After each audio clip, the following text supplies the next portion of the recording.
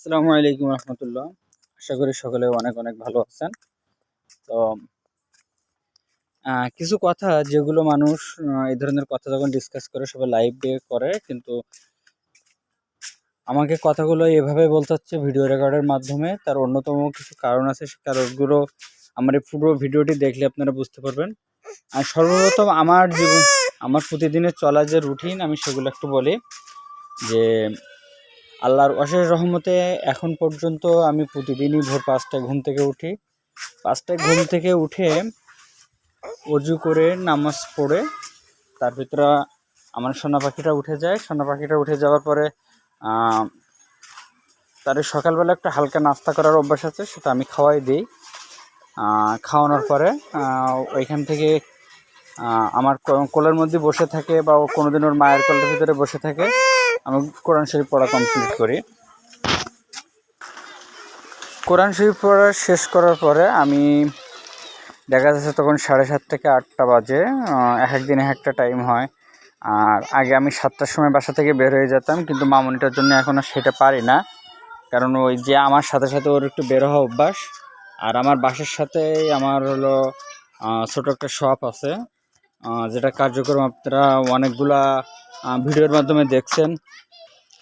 তো আমার শপে যখন আমি যাই, তখন যে আমার মোটামুটি 8টা থেকে আমার অনলাইন ভিত্তিক শপ, এবং অনলাইনে বিভিন্ন কাজ করা হয়, এবং ফিজিক্যালি সবটা যেহেতু ফিজিক্যালি, সেখানে ফিজিক্যালিও অনেক ধরনের কাজ চলে।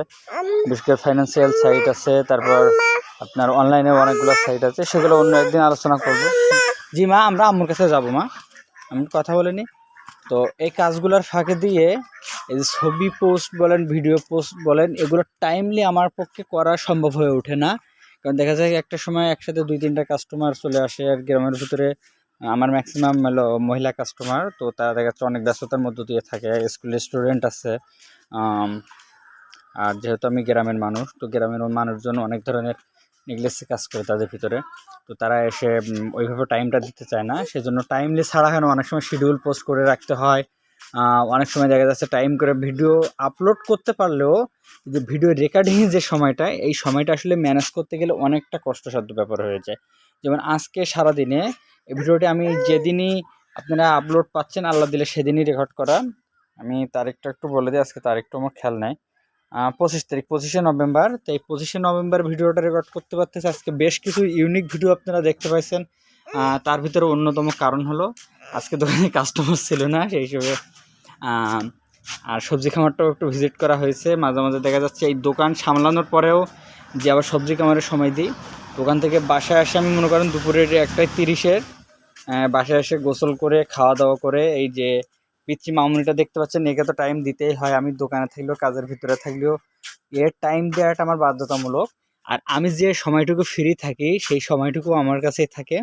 ফ্রি না থাকলেও থাকে, কিন্তু ফ্রি না থাকলে তখন আমি রাখতে পারি না। আর ম্যাক্সিমাম ভিডিওতে অঝিয়া থাকার অন্যতম প্রধান কারণ হচ্ছিল এটাই, যে আমি যে টাইমটাতে ফ্রি থাকি ও আমার কাছে থাকে, সেই টাইমটুকুর ভিতরে আমাকে ভিডিও তৈরি করতে হয়।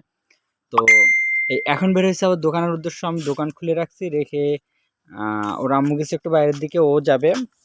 তো ওকে আমি রেখে দিলাম যে ওর আম্মু একটু একা একা হেঁটে আসুক, তারপর আমি ওকে ওর আম্মুর কাছে দিয়ে আমি দোকান যেয়ে পড়বো। আর এখান থেকে বাড়ি যাবো মনে করেন রাত 8:30 বা 9টার দিকে। তো ওখান থেকে খেয়ে দিয়ে তখন সারাদিন এই পরিশ্রমের পরে তখন ঘুমাইতে হয়।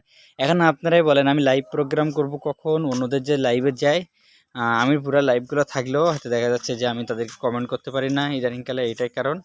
আর আজকে কাজ কম থাকার পিছনে অন্যতম আরও একটি কারণ হলো, সেটা হলো আজকে বিদ্যুৎ নাই। তো আইপিএসে আমি আজকে আমার ওয়াইফাই সারাদিন ব্যাকআপ চলে, আইপিএসে কম্পিউটারও চলে, কিন্তু মানুষজন মনে করছে কারেন্ট নাই, কাজ কাম নাও হইতে পারে, সেজন্য একটু আসছে কম। সেজন্য আজকে একটু ইউনিক ইউনিক কিছু ভিডিও তৈরি করতে পারলাম। আর এতক্ষণ ভিডিওটি আপনাদের দেখার জন্য অনেক অনেক ধন্যবাদ। আমার এই মামনিটার জন্য দোয়া করবেন।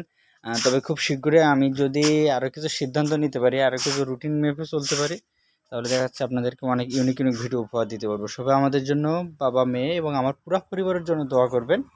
তো আজকে পর্যন্তই এখানে শেষ করতেছি। আল্লাহ হাফেজ, সবাই ভালো থাকবেন।